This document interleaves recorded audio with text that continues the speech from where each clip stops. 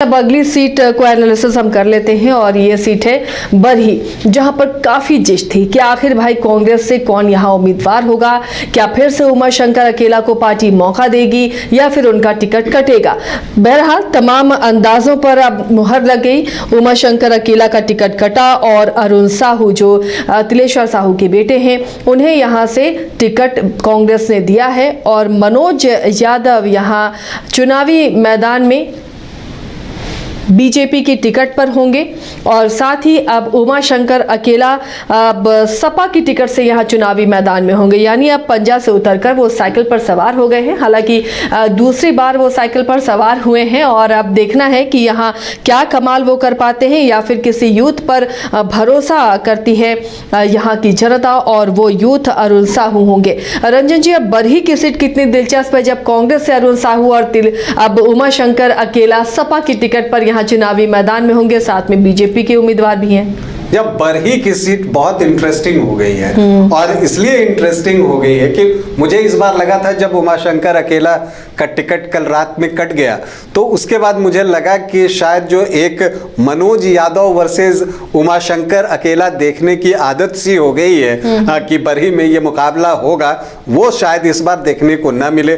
लेकिन सुबह तक उन्होंने साइकिल पकड़ ली और अब वो मुकाबला हमें एक बार फिर से देखने को मिलेगा कि मनोज यादव वर्सेज उमाशंकर अकेला। लेकिन यहाँ कांग्रेस ने जो है वो एक अरुण साहू को टिकट दिया है। तिलेश्वर साहू के बेटे हैं। तिलेश्वर साहू आजसू में थे, 2011 में उन्होंने आजसू ज्वाइन किया था, फिर 2014 के आसपास उनकी हत्या हुए थे और फिर उनकी माँ जो हैं एक बार यहाँ से चुनाव लड़ चुकी हैं बरही से, साबी देवी जो हैं उनका नाम है। और तब जब वो लड़ी थी तो उन्हें 39,000 वोट आए थे।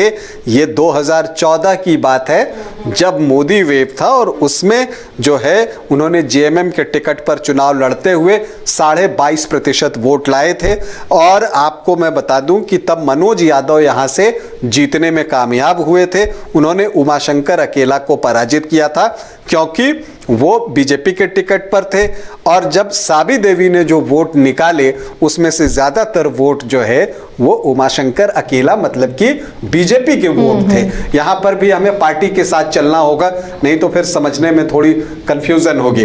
तो वो बीजेपी के वोट थे क्योंकि आमतौर पर जो साहू बनिया व्यापारी वर्ग होता है वो बीजेपी को वोट करता है, ये एक ट्रेडिशन देखने को मिली है। तो साबी देवी जो है वो 39,000 वोट लाती हैं तो बीजेपी को उसका नुकसान होता है और इसलिए मोदी वेव में ये सीट हार जाती है बीजेपी।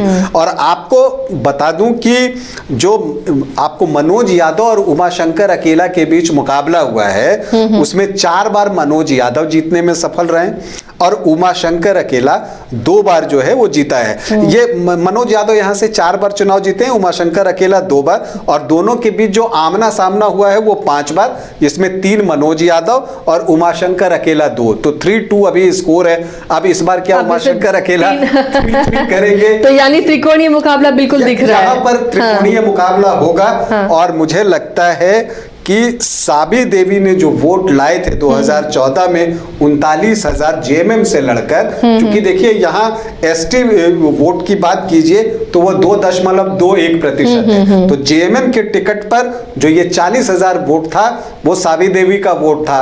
अब वो वोट जाएगा कहाँ? कांग्रेस की तरफ जाएगा, अरुण साहू की तरफ जाएगा। और अब अगर इसमें जो मुस्लिम वोटर्स हैं वो किधर जाते हैं इस पर बहुत कुछ निर्भर करेगा।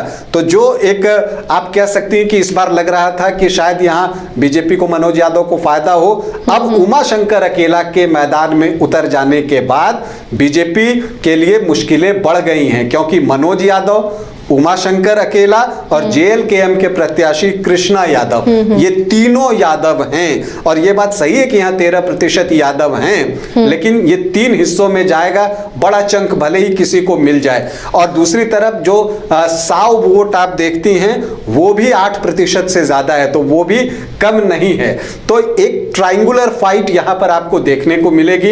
अल्पसंख्यकों के सामने भी एक चुनौती आएगी कि उन्हें यह पता करना होगा, वो बीजेपी को तो वोट नहीं करेंगे, लेकिन वो वोट किसे करें, कांग्रेस को या उमाशंकर अकेला को, ये देखना दिलचस्प होगा। तो एक ट्रायंगुलर फाइट है, और फाइट जब भी ट्रायंगुलर होती है जीत किसी को भी मिल सकती है, इसलिए सांसें रोककर यहां के परिणाम की प्रतीक्षा करनी होगी। तो देखिए आज 4 सीटों का हमने एनालिसिस किया है और यहाँ के मुकाबले बताए हैं आपको कि कौन किसके सामने कितनी मजबूती के साथ चुनावी मैदान में उतर रहा है और यहाँ की जनता किसे चुन सकती है, इस सीट का मिजाज क्या रहा है, और अब जो प्रत्याशी सामने आए हैं तमाम दल बदलने के बाद, फिर बदल के बाद, वो किस तरह यहाँ चुनावी मुकाबले में शामिल हो रहे हैं। तो अब देखना है कि जनता किसे चुनती है, परिणाम क्या होता है। बहुत बहुत शुक्रिया रंजन जी इस चर्चा में शामिल होने के लिए। तो इसी तरह हम हर दिन हर सीट के एनालिसिस करेंगे और बताएंगे आपको कि यहाँ का मुख्य मुकाबला जो है किन के बीच में है और कितना मजबूती के साथ दोनों दावेदार चुनावी मैदान में नजर आ रहे हैं और जनता किसे फेवर करती हुई दिख सकती है या परिणाम क्या हो सकते हैं। हमारी नजर उस पर बनी रहेगी। आप देखते रहिए न्यूज़ 22 को।